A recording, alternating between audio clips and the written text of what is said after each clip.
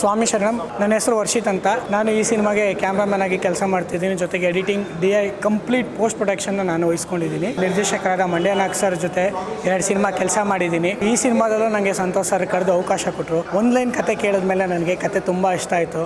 Actually ಅವ್ರು ಬಂದಿದ್ದು ಇನ್ನೊಂದು ಕತೆಗೆ ಅಂತ.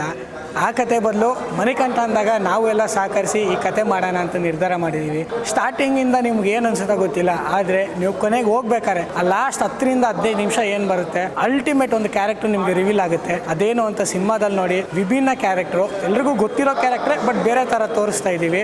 ಈ ಸಿನಿಮಾ ಶೂಟಿಂಗ್ ನಾವು ಬೆಂಗಳೂರಲ್ಲಿ 1 ವೀಕ್ 10 ಡೇಸ್ ಪ್ಲ್ಯಾನ್ ಮಾಡ್ಕೊಂಡಿದ್ದೀವಿ.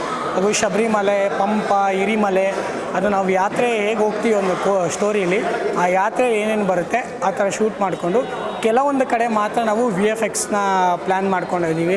ಲೈಕ್ ಎಲ್ಲಿ ನಮಗೆ ಶೂಟಿಂಗಲ್ಲಿ ಶಬರಿಮಲೆಯಲ್ಲಿ ಸಿಗಲು 18 ಮೆಟ್ಲು ಇವೆಲ್ಲ, ಅದನ್ನು ಮಾತ್ರ ಗ್ರಾಫಿಕ್ಸ್ ಆ ಟೈಪಲ್ಲಿ ಮಾಡಬೇಕು ಅಂತ ಪ್ಲ್ಯಾನ್ ಮಾಡ್ಕೊಂಡಿದ್ದೀವಿ. 90% ಆಫ್ ದ ಸಿನಿಮಾ ರಿಯಲಿಸ್ಟಿಕ್ ಆಗೇ ಇರುತ್ತೆ. 10% ಮಾತ್ರ VFX ಅಥವಾ ಗ್ರಾಫಿಕ್ಸಲ್ಲಿ ಯೂಸ್ ಮಾಡ್ತಿದ್ದೀನಿ.